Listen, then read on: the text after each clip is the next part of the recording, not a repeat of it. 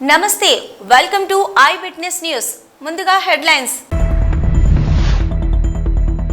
శ్రీకాళహస్తిలో గంజాయి ముఠా అరెస్టు, 22 కిలోల గంజాయి స్వాధీనం. వరద బాధితులు ప్రతి ఒక్కరికి సహాయం అందిస్తాం, దాతల సాయం మరవలేనిది. పవన్ కళ్యాణ్ వ్యాఖ్యలకు స్పందించిన ప్రకాష్ రాజ్, తన వ్యాఖ్యలను మరొకసారి చూడాలని కోరిన ప్రకాష్ రాజ్. శ్రీకాళహస్తి నియోజకవర్గంలోని ఏర్పేడు పట్టణం వెంకటగిరి సర్కిల్ నందు 2 వ్యక్తులను అరెస్టు చేశారు ఏర్పేడు పోలీసులు. వారి వద్ద నుంచి 22.250 కేజీల గంజాయి స్వాధీనం చేసుకున్నారు. దీనిపై ఏర్పేడు మండల ఇన్ఛార్జి డీఎస్పీ కె నరసింహమూర్తి మాట్లాడుతూ, తిరుపతి మాడవీధికి చెందిన తరవాయి నరసింహ రోయత్ మరియు ఏర్పేడుకు చెందిన బొడుగు నవీన్ అనుమానాస్పదంగా కనపడడంతో వారిని సోద చేయగా వారి వద్ద 22.250 కేజీల గంజాయి, 9,000 రూపాయలు స్వాధీనం చేసుకుని వారిపై కేసు నమోదు చేయడం జరిగిందన్నారు. ముద్దాయిలు మేర్లపాక గ్రామ సమీపంలో గల ఓ హోటల్ వెనుక ముళ్ల పొదలయందు ఉంచి ఈ గంజాయిని చిన్న చిన్న పొట్లాలు కట్టి ఏర్పేడు పట్టణం నందు కావలసిన వారికి అమ్ముతున్నట్లు ప్రాథమికంగా తెలిసిందన్నారు. గౌరవనీయులు తిరుపతి జిల్లా ఎస్పీ గారు ఎల్ సుబ్బారాయుడు గారి ఆదేశాల మేరకు గౌరవనీయులు అడిషనల్ ఎస్పీ రవిమానాచారి సార్ ఆ పర్యవేక్షణలో మేము మా సిఐ గారు జయచంద్ర, ఎస్పీ సిఐ గారు, వారి సిబ్బంది, ఎస్ఐ అంతా కలిసి జిల్లాను డ్రగ్స్ రహిత టెంపుల్ సిటీగా మనం తయారు చేసుకోవాలి అనే ఉద్దేశంతో పనిచేస్తున్నాము. అందులో భాగంగా మాకు రాబడిన సమాచారం మేరకు నిన్నటి దినం 4 గంటలకు వెంకటగిరి వెళ్ళే సర్కిల్లో రాబడిన సమాచారం మేరకు మా ఎస్ఐ గారు వారి సిబ్బందితో 2 అదుపులో తీసుకున్నారు. వాళ్ళ పేరు నరసింహ రోహిత్ అని 22 ఇయర్స్, బొడుగు నవీన్ అని 20 ఇయర్స్. వీళ్ళను విచారిస్తే క్షుణ్ణంగా వీళ్ళు గంజాయి తీసుకురావడం, అమ్మడము ఇలాంటి నేరాలు చేస్తున్నారు. వాళ్ళ దగ్గర నుంచి 22 కిలోల 250 కేజీల గంజాయిని మరియు 2 ద్విచక్ర వాహనాలను మరియు 2 సెల్ ఫోన్లు మరియు వాళ్ళ దగ్గర 9,000 రూపాయల డబ్బులు మేము సీజ్ చేయడము, వారి మీద కేసు నమోదు చేయడం జరిగింది. వాళ్ళ రిమాండ్కి కూడా పంపిస్తున్నాము. ఇంకా ఇది ఇన్వెస్టిగేషన్లో ఉంది. ఇంకా దీంట్లో ఫ్రంట్ లింక్స్, బ్యాక్ లింక్స్ ఎవరెవరికి ఉన్నాయి, ఎక్కడి నుంచి వస్తున్నాయి, ఎవరెవరికి ఇస్తారా, దాని మీద క్షుణ్ణంగా కూడా ఇన్వెస్టిగేషన్ చేయడం జరుగుతుంది. అందరికీ మేము చెప్పేది ఏమంటే, డ్రగ్స్ గురించి, డ్రగ్స్కి దూరంగా ఉండండి. డ్రగ్స్ అనేది సమాజానికి చాలా చోటుది. చాలామంది కుటుంబాలు రోడ్డు పాలవుతున్నాయి. కాబట్టి డ్రగ్స్ పట్ల కఠినంగా ఉంటాము, కఠిన చర్యలు తీసుకుంటాము. మేము రిక్వెస్ట్ చేస్తున్నాము. డ్రగ్స్ గురించి ఎవరైనా సమాచారం డ్రగ్స్ పట్ల మాత్రం నేను తీసుకునే కఠిన చర్యలకు మీరు ఎవరు కూడా బలి కావద్దు. మీరు చక్కటి లైఫ్ని మీరు ప్లాన్ చేసుకోగలండి. కానీ డ్రగ్స్ నమ్ముకొని డ్రగ్స్ సప్లై చేయడము, మిగతా వాళ్ళకి అందరికీ ఇవ్వడం అనేది పెద్ద నేరం అవుతుంది. కాబట్టి దయచేసి డ్రగ్స్ దూరంగా ఉండాలని చెప్పేసి తిరుపతి జిల్లా పోలీస్ మనం చేస్తున్నాము. మా సిబ్బంది అందరినీ కూడా ఎస్పీ గారు అభినందించారు. వారు కూడా ప్రత్యేక ధన్యవాదాలు. రాబోయేలో కూడా ఇక్కడ డ్రగ్స్ కంటిన్యూ చేస్తామని చెప్పేసి నేను తెలియజేస్తున్నాను. దానికి సంబంధించి మీకు తెలిసిన సమాచారాన్ని మీరు ఏర్పడే ఎస్ఐకు, సిఐకు, లేకపోతే నేను డిఎస్పీ కాళహస్తిలో ఉంటాను, నేను వేరుగురు ఇన్ఛార్జ్, మేము మాకు అందిస్తే మేము దాని మీద కఠిన చర్యలు తీసుకుంటాం. మీరు సమాచారం ఇచ్చిన వాళ్ళ పేరు ఎక్కడికి కూడా బయటికి రానివ్వము, గోప్యంగా ఉంచుతాము. మీకు మేము మా ఎస్పీ గారు చెప్పేసి సమాచారం ఇచ్చి సహకరించేందుకు కూడా మీ యొక్క సేవలు గుర్తిస్తామని చెప్పేసి మీకు నేను ఈరోజు మనం వరద బాధితులకు సహాయాన్ని అందిస్తున్నాం. ఈ సహాయం అనేది చివరి వ్యక్తి వరకు అందించాలనేది మా ప్రభుత్వం యొక్క ముఖ్య ఉద్దేశం అన్నారు నారా చంద్రబాబు నాయుడు. ప్రధానంగా మన యొక్క ఎఫర్ట్ను చూసి దాతలు ముందుకు రావడం చాలా గొప్ప విషయం అన్నారు. సీఎం సహాయ నిధికి 400 కోట్ల రూపాయలు దాతల సహాయం అందించారని అన్నారు. దాతల గొప్ప మనసుకు కృతజ్ఞతలు తెలుపుతామని అన్నారు. ఈరోజు మనం అందరికీ సహాయం చేస్తున్నాం. దానికి కూడా ఫేజ్ 1లో ఆ నామ్స్ కూడా నేను అవన్నీ ఉన్నాయి చెప్తాను, అవి ఇస్తున్నాం. కానీ లాస్ట్ మైల్కి రీచ్ అవుతామని చెప్పినప్పుడు ఇంకా కొన్ని ఒమిషన్స్ కానీ మిస్టేక్స్ కానీ చిన్న చిన్న ఉంటాయి ఇంత పెద్ద జరిగినప్పుడు. దాన్ని కరెక్ట్ చేయడానికి ఒకసారి మళ్ళీ మనం మాట్లాడుకొని కరెక్ట్ చేయడానికి వచ్చాం ఇక్కడికి. తర్వాత మండే ట్యూస్డేకి మీరు లాస్ట్ మైల్కి రీచ్ అయిన తర్వాత ఒకసారి మీటింగ్ పెట్టుకుంటాం. ఆ రోజు మనందరం థ్యాంక్స్ చేస్తాం. మనం చేసిన ఎఫర్ట్తో బ్రహ్మాండంగా స్పందించారు రాష్ట్రం మొత్తం. Never in the history A state లో కూడా జరిగి ఉండదు. 400 కోట్ల రూపాయలు సీఎం రిలీఫ్ విరాళాలు వచ్చాయి. It is highest in the history. అంటే దానికి ఎందుకు వచ్చాయని మీరు ఒకసారి ఆలోచిస్తే, మనం క్రియేట్ చేసిన కాన్ఫిడెన్స్. మామూలుగా వీల్ చైర్లో వచ్చి డబ్బులు ఇచ్చి వెళ్లారు. పంపించవచ్చు వాళ్ళు కావాలంటే. ఎక్కడో అమెరికా ఉండేవాళ్ళు వాళ్ళ పిల్లల్ని ఇక్కడ ఉంటే పంపించి మీరు పర్సనల్గా ఎత్తకపోయి ఇచ్చేసారమ్మని చెప్పి ఎత్తుకు ఇచ్చారు. ఈ త్యాగాలు గాని ఈ స్ఫూర్తిని గాని మనం మర్చిపోలేం. అలాంటి స్ఫూర్తిదాయకంగా జరిగినప్పుడు ఇంకా చిన్న చిన్న మిస్సింగ్ లింక్స్ ఉంటే అవన్నీ కూడా ఒక టార్గెట్ పెట్టుకొని I want to complete it. Spirit of this meeting is that. ఇప్పుడు ఉదాహరణకి ఇక్కడికి వచ్చినప్పుడు ఫస్ట్ ఇన్సూరెన్స్ ఒకసారి చెక్ చేసుకుందాం. ఇక్కడ అవన్నీ కంప్లీట్ అయిన పనులు ఉన్నాయి. ఇప్పుడు ఇన్సూరెన్స్ ఒకటి, మీరు ట్రాన్స్పోర్ట్ ఇన్సూరెన్స్ ఒకటి, కమర్షియల్ 2 ఎంతవరకు అయింది. మూడోది బ్యాంకర్స్ కూడా ఎస్ఎల్బిసి కూడా రమ్మన్నాం. వాళ్ళు కూడా వచ్చారనుకుంటాను. మనం ఒక అగ్రిమెంట్కి వచ్చాం. 10,000 రూపాయలు 25,000 రూపీస్ మనం అనుకున్నది కన్జంప్షన్ లోన్స్, అవి ఎంతవరకు చేశారు. ప్రకాష్ రాజ్పై పవన్ కళ్యాణ్ చేసిన వ్యాఖ్యలకు ప్రకాష్ రాజ్ సమాధానమిచ్చారు. నేను మాట్లాడింది మీరు పూర్తిగా అర్థం చేసుకోలేదని అనుకుంటున్నాను. మరొకసారి నేను ట్వీట్ చేసింది చూసుకోండని అన్నారు. ప్రకాష్ రాజ్ తాను విదేశాలలో షూటింగ్ లో ఉన్నందున తిరిగి వచ్చిన తర్వాత మీకు మరోమారు తాను ఏ ఉద్దేశంతో మాట్లాడింది వివరిస్తానన్నారు ప్రకాష్ రాజ్. శ్రీ పవన్ కళ్యాణ్ గారు, నేను ఇప్పుడే మీ ప్రెస్ మీట్ని చూశాను. నేను చెప్పిందేంటి, మీరు దాన్ని అపార్థం చేసుకుని తిప్పుతున్నదేంటి? నేను ఇప్పుడు విదేశాల్లో షూటింగ్లో ఉన్నాను. 30వ తారీఖు తర్వాత వచ్చి మీ ప్రతి మాటకి సమాధానం చెప్తాను. ఈ మధ్య మీకు వీలైతే నా ట్వీట్ని మళ్ళీ చదవండి, అర్థం చేసుకోండి ప్లీజ్. భారతీయ జనసంఘ్ పూర్వ అధ్యక్షులు పండిట్ దీన్ దయాళ్ ఉపాధ్యాయ 108వ జయంతిని పురస్కరించుకుని హిందూపురం పట్టణం 11వ వార్డు మోడల్ కాలనీ శక్తి కేంద్రం పోలింగ్ బూత్ 79 నందు వారి చిత్రపటానికి పూలమాల సమర్పించడం జరిగింది. ఈ కార్యక్రమానికి ముఖ్య అతిథిగా బీజేపీ రాష్ట్ర కార్యవర్గ సభ్యులు సేవా పక్వాడ్, జిల్లా incharge central seed director Ramesh Reddy గారు పాల్గొన్నారు.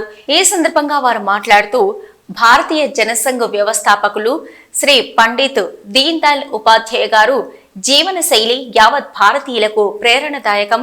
అంత్యోదయం సిద్ధాంతాన్ని మొట్టమొదటిగా ప్రవేశపెట్టింది ఆయనే. అంత్యోదయం అంటే కులమతాలకు అతీతంగా చిట్ట చివరి మనిషికి కూడా ప్రభుత్వ ఫలాలు అందాలన్నదే ఆయన లక్ష్యం. ఆయనలాగా మనమందరము జాతీయవాదం, మానవతావాదం అలవర్చుకోవాలని అన్నారు.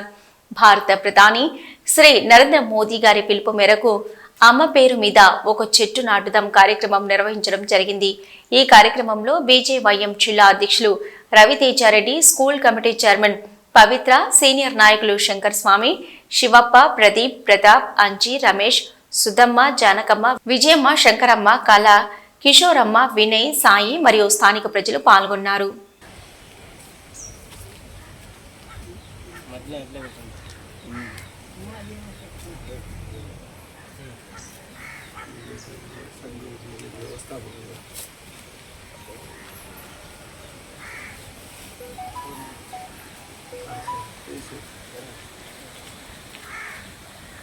స్థాయికి కూడా చేరల్లా, ఇది ప్రభుత్వ ఫలాలు ఇచ్చేది అని చెప్పేసి పండిత్ దీన్ దయాళ్ ఉపాధ్యాయ అని ఈయన ఒక లాయరు, మళ్ళీ పత్రికా.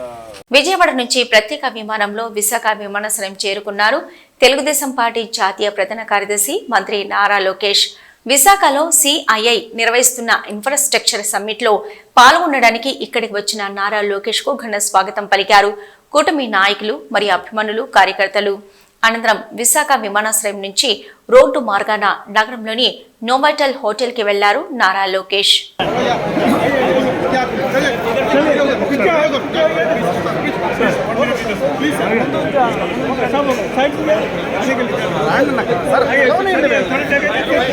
లెబనాన్లో ఒక న్యూస్ ఛానల్లో ఇంటర్వ్యూ కొనసాగుతుండగా బాంబు దాడి జరిగింది. ఆ దృశ్యాలను ఇప్పుడు చూద్దాం.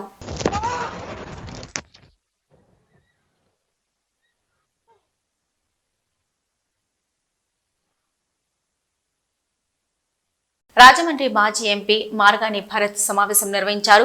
తిరుపతి లడ్డు నెయ్యి కల్తీ వివాదం, ఆంధ్రప్రదేశ్ ముఖ్యమంత్రి చంద్రబాబు నాయుడుకు కొన్ని ప్రశ్నలను సంధించారు. సూపర్ 6 హామీలతో అధికారంలోకి వచ్చిన కూటమి ప్రభుత్వం ఒకటి కూడా నెరవేర్చలేదన్నారు భరత్. ఒకటి, తెలుగుదేశం ప్రభుత్వం వచ్చి 100 రోజులు కంప్లీట్ అయింది. ఈ 100 రోజుల కార్యక్రమాల్లో వీళ్ళు ఇది మన మంచి ప్రభుత్వం అని ప్రతి ఇంటింటికి వెళ్ళి స్టిక్కర్లు అంటిస్తూ ఉన్నారు. అసలు మీరు 100 రోజుల్లో ఏం చేశారని, ఏం మంచి చేశారని మీరు స్టిక్కర్లు అంటిస్తున్నారో ఎవరికి అర్థం కావట్లా. ఒక పక్కనేమో వాలంటీర్లకి జీతాలు ఇరా, వాళ్ళతో తీసుకెళ్ళి ప్రతి ఇంటింటికి మంచి ప్రభుత్వం అని స్టిక్కర్లు అంటిస్తున్నారు. మీరు సూపర్ 6 హామీలు అని చెప్పే కదా, మోసపు హామీలు చెప్పారనే కదా ప్రజలు మిమ్మల్ని ఆశీర్వదించి కూర్చోబెట్టారు. మరి ఏ సూపర్ 6 హామీలు ఏ ఒక్కటైనా మీరు కనీసం ప్రారంభించారా? అది ఏది కూడా చేయకపోగా మరి మీరు అడుగు పెట్టారు. రాష్ట్రంలో ఎన్ని అనర్థాలకి దారి తీస్తూ ఉందో ఒక్కసారి రాష్ట్ర ప్రజల్ని ఆలోచన చేయమని కోరుతా ఉన్నా. అటు విజయవాడ వరదల దగ్గర నుంచి చూసుకోండి, ఎన్ని అనర్థాలు జరుగుతున్నాయి. ఇప్పుడు తిరుమల తిరుపతి దేవస్థానం కలియుగ వైకుంఠుడు శ్రీ వెంకటేశ్వర స్వామికి సంబంధించి తిరుపతి లడ్డు కొన్ని వందల సంవత్సరాల ప్రాముఖ్యత, విశిష్టత ఉన్న తిరుపతి లడ్డు గురించి ఎంత, అసలు నేను దీన్ని ఎలిగేషన్ అని కూడా అనడానికి లేదు, ఎంత విషం చిమ్మారు. కనీసము ఒక మనిషిగా అయినా ఆలోచన చేయాలి కదా. అందులో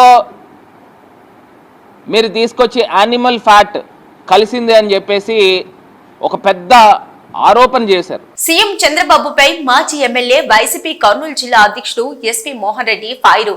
సూపర్ 6 హామీల్లో ఏ ఒక్కటి చంద్రబాబు నాయుడు చేయలేదు. ఎస్పీ మోహన్ రెడ్డి హామీలు నిలబెట్టుకోకుండా మంచి ప్రభుత్వాన్ని ఎలా కార్యక్రమాలు చేస్తున్నారు? ఎస్పీ మోహన్ రెడ్డి 100 రోజుల టాపిక్ డైవర్ట్ చేయడానికి తిరుపతి లడ్డూ టాపిక్ తెచ్చారు ఎస్వి మోహన్ రెడ్డి. తిరుపతి లడ్డూ అంశంలో ఆలయ అధికారులు చెప్పిన మాటలకు ఈ రోజు సీఎం చెప్పే మాటలకు పొంతం లేదు. ఎస్వి మోహన్ రెడ్డి లడ్డూలో కల్తీ జరగడానికి జగన్ కు ఎలాంటి సంబంధం లేదు.